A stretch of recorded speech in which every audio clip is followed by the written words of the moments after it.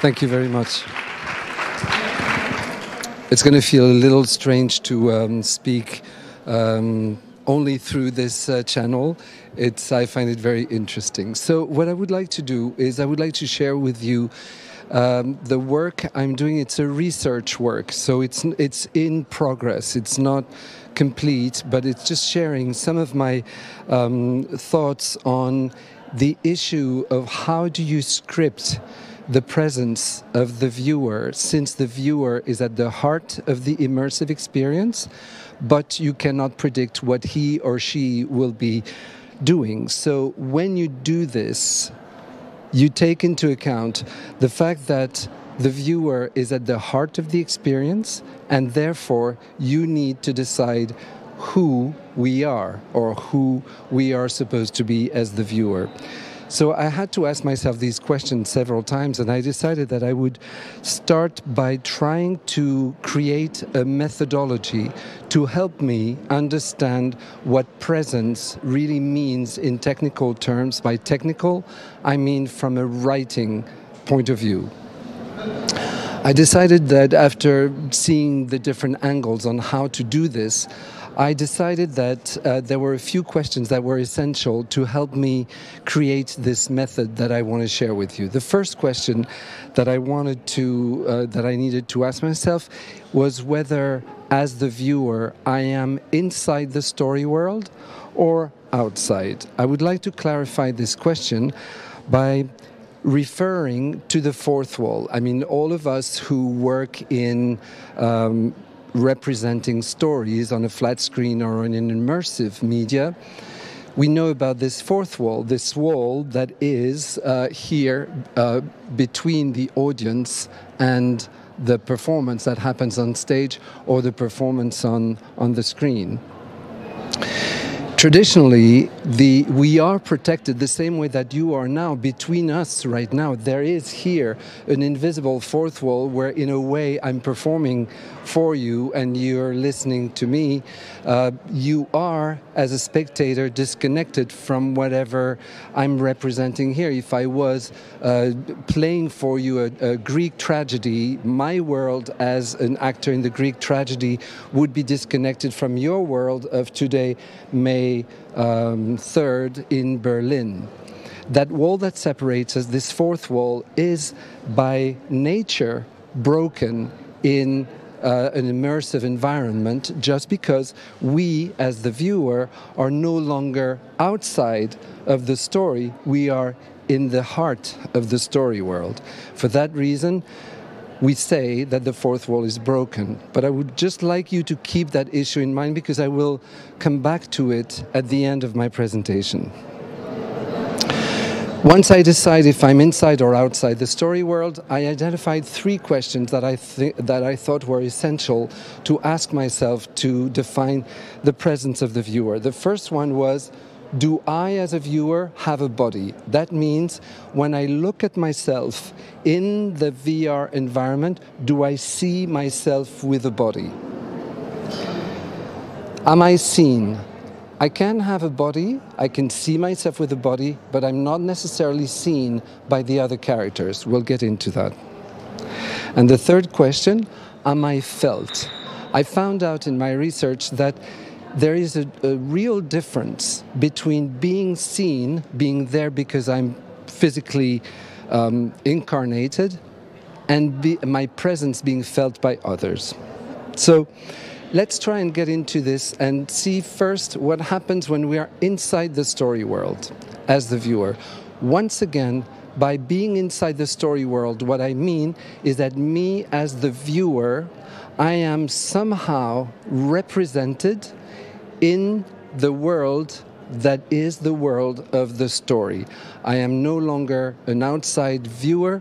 I am a part of the story one way or another. That's what I mean by being inside the story, and I'm represented here by this little guy.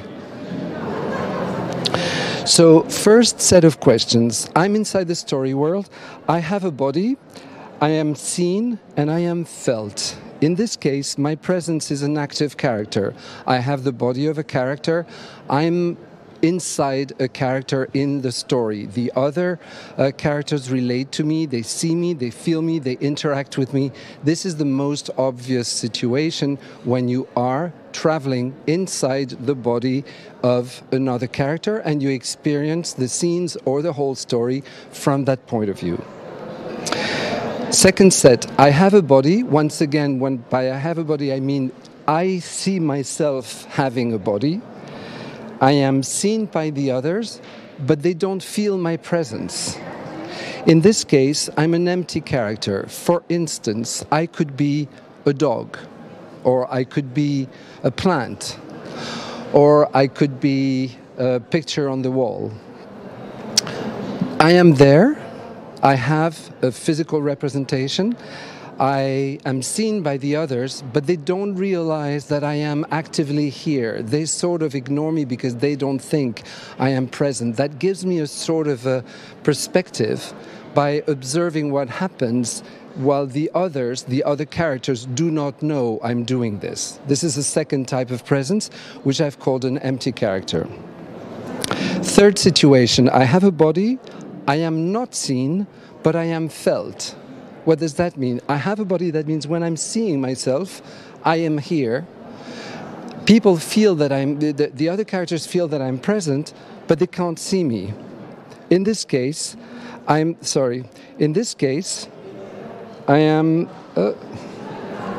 going too fast. I'm a ghost. I'm a ghost present. That means I know that maybe I'm dead, I'm a ghost, or maybe I don't, like in The Sixth Sense, if you've seen the movie. So to me, I exist, I have a presence. People don't see me because I am a ghost, but they feel my presence. This is a way of interacting with the characters, which is one particular category, which I called a present ghost.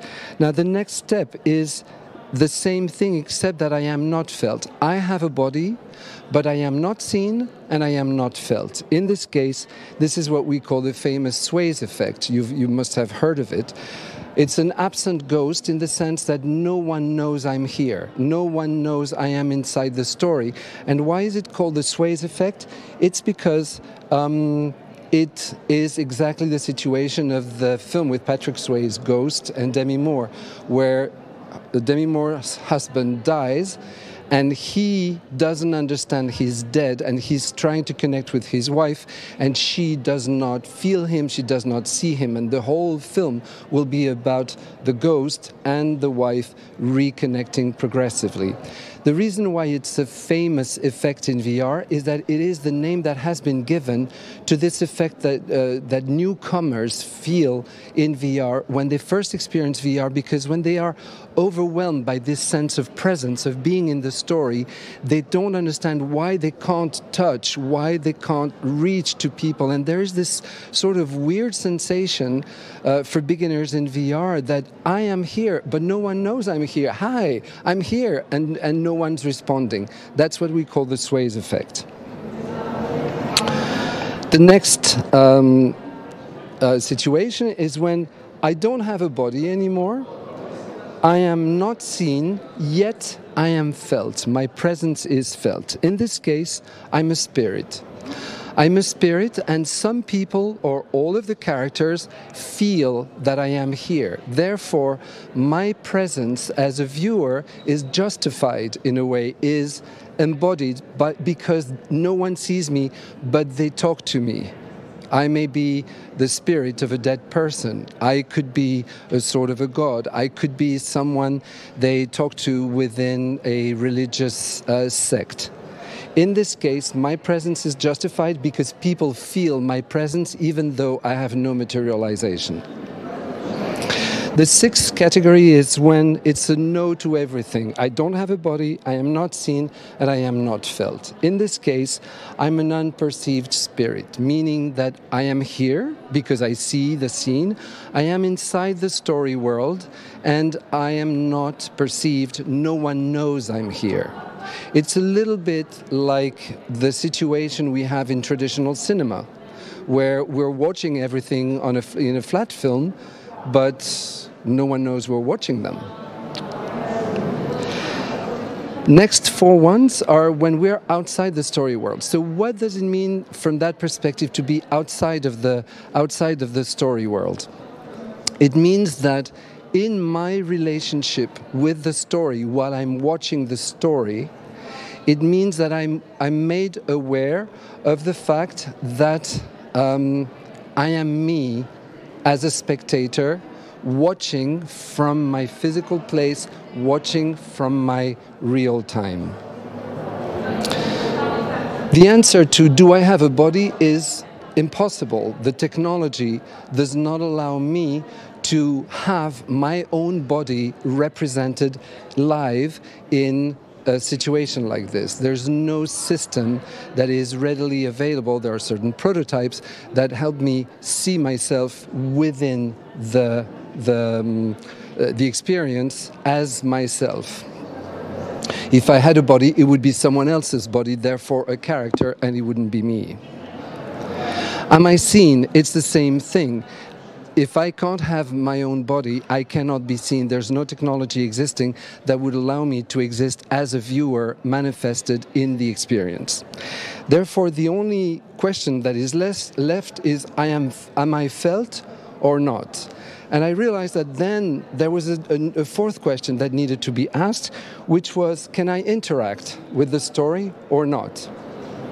So in the case of my presence is being felt and I can interact, in this case, I'm a connected viewer, and this is very much a situation, for instance, in a streaming situation, like for events, live events, where the performers of the piece that I'm watching know that they're being watched by me. I can maybe interact, and this will be something more and more common in the future, through different devices where I could express my opinion, I could express preferences, and I could have an impact of how the story unfolds. In the case where I am felt, but I cannot interact, in this case, I'm a fake connected viewer. Julius, you were talking about a piece that I showed here 2 years ago called Viens, and it was a piece where I wanted to experiment specifically with this situation, and the way it's expressed is mostly by asking the performers, when you film them, to look at the camera and understand that when they look at the camera, they're looking at me, the viewer. They know it's a fake connection because it's not live, it's been pre-recorded, but my experience of myself as a viewer at that moment is that the performers acknowledge my presence and they know I am here. When they acted for the film, when the characters were acting in front of the camera, they knew they would be watched. And this idea of gazing into the camera so that the viewer can be sort of recognized beyond the recording of the images is a very strong way to establish a direct connection between you, the viewer, and the performers. Now, if I am not felt but I can interact, in this case, I'm a player. And this is the situation we have in all game situations, where you are yourself, you are watching a game world or a story world, you can interact because you're driving the actions of the different characters. This case is definitely a traditional player situation. And the last one, when you're not felt and you cannot interact, is the same thing basically that we saw before when we are a pure spirit. No one knows we're there, yet we're watching. This is the typical diegetic presence of the spectator in cinema. We know everything, we can watch everything. Now, what does that tell us? This gives us, and this is where I'm standing now, this may sound a little bit abstract maybe for you, but for me, it helps me tremendously understanding how to be consistent.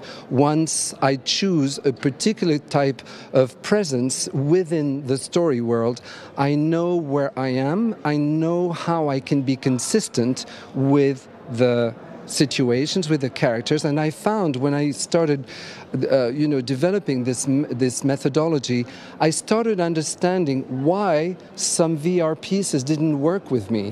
Why did I feel thrown out of the emotional dimension of the piece at that moment? And when looking back and analyzing, I realized that was because there was a break in the type of presence I was having at that moment.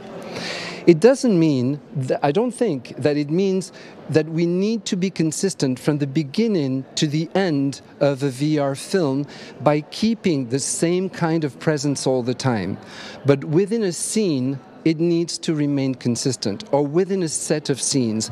And when you jump from one type of presence to another one, you need to somehow understand that it's not quite as innocent as in cinema, because the viewer is at the heart of the action and is directly connected with those behavioral patterns that we are writing for him or her. But that being said, one of the most surprising things I found by trying to research this, I really started questioning this notion of presence. It's sort of become a classical archetype about immersive realities to say the strength of VR, XR, AR is that it places you at the heart and it enhances your presence. I'm really starting to actually question this. I am not sure, actually, that VR breaks the fourth wall. I don't think it does anymore. But it transforms the fourth wall, as I said, as a sort of a flat separation like we have now between us, into a bubble. Actually, when you are in a VR experience, you remain protected. You remain protected from the story because you are inside a sort of a shield that allows you to witness what happens. And sure, you are at the heart of it. You're in the center of all. But you're not necessarily more present. And why is this? I think it is because the kind of protection that we need to be inside a story that happens because it's a pre-recorded story in particular is something that will only be broken when we have interactivity and ER. ER is something that we start hearing a lot about, which is embodied reality. It is all of the devices that we are developing now, such as haptic devices, handheld devices, everything that allows the experience to be enhanced with physical sensations and interactivity. It's only when we will start developing systematically interactivity in our VR experiences that we will start breaking this protective bubble and we will really start feeling present inside. Until that moment, I don't think it's happening. And the reason why we think we're more present is because it's so new. We are still under the same influence as our ancestors were, when they discovered cinema. A lot of people have been talking about this parallel. But the same innocence, the same naivety happens today with this concept of seemingly more presence. The more you watch VR, the more you understand it's not what makes you present. The other thing that will develop presence, and which is not the case entirely now, is exactly like I said before, it's the incredible speed at which we develop technological solutions that allow us to be more, feeling more, to have physical sensations on top of the sound and visual sensations. That's why we will be developing this sense of presence as this physical dimension improves. But there's a reason that I find extremely interesting to research is why do we work so hard at reproducing reality? Why do we work so hard at trying to mimic reality and create an experience that is an artifact, which is a synthetic reality? I really think that questioning the reason why we're pursuing this, is actually answering today the eternal question of us being panicked and fearful in front of the ultimate mystery of why we live. Why are we on this earth? What is the meaning of us being here? This existential fear is at the heart of our efforts as humans to represent reality, and by doing so, manufacture a reality that we feel at last we can control. Why do we tell stories to each other? And why are we working so hard in VR and XR at making it so close to the real experience? It's because we have this gut feeling by doing so that we gain control over the world we create. And we write stories because we gain control over those worlds that we develop through stories. And this is why we are continuously trying to mimic reality. But even when 3, 4, 5 years from now, we will have haptic suits, we'll have gloves, we'll have olfactive devices, and it will feel closer and closer, still it will not replace the experience itself, and it will not answer our existential fundamental question. So by working on this methodology of presence, it made me realize and question the very fundamental questions of why we are trying to be present. What does it mean to one another and within a story? And I think that has to do with the very essence of being human and the fear and the mystery that comes with it. Thank you very much.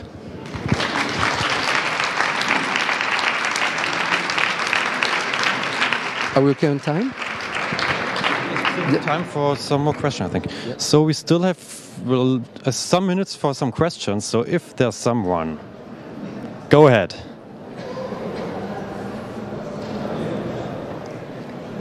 Yes, over there. Can we have a second microphone maybe over there? So I can, or can you use this one? Okay. Yeah, I can use yes? Okay, perfect. Yes.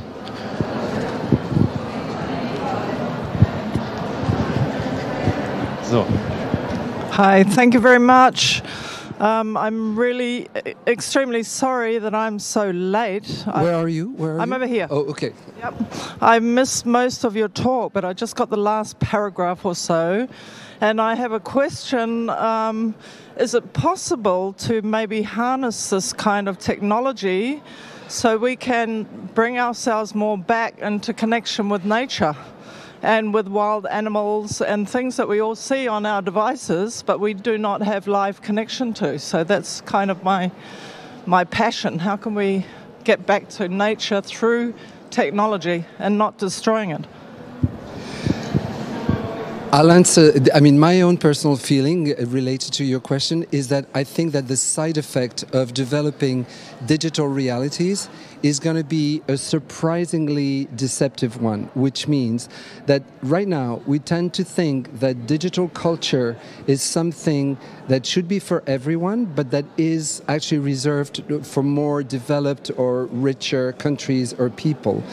As our world is going to become more and more massively digital, I think the reverse is going to start happening, where the digital culture is going to be for the poor.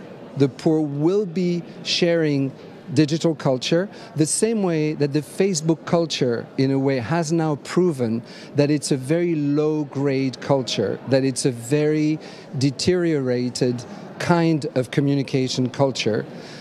We are going to find this, and the reality, physical reality, is going to be for the rich. It's maybe a little bit provocative to simplify it this way, but wildlife, nature, is going to become, in a way, the privilege of people that have access to it.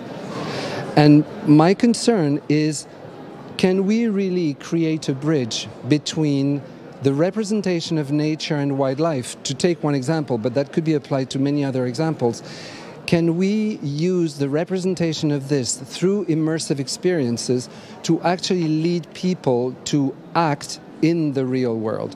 The bridge between the digital representation, the immersive experiences connected with the real world and the real world itself is in itself a real challenge, because you're going to see more and more possibilities to visit the pyramids in Egypt virtually for almost nothing, and it will be an experience that will be available to everyone. Right now, you're starting to see more and more, touristic sites available virtually.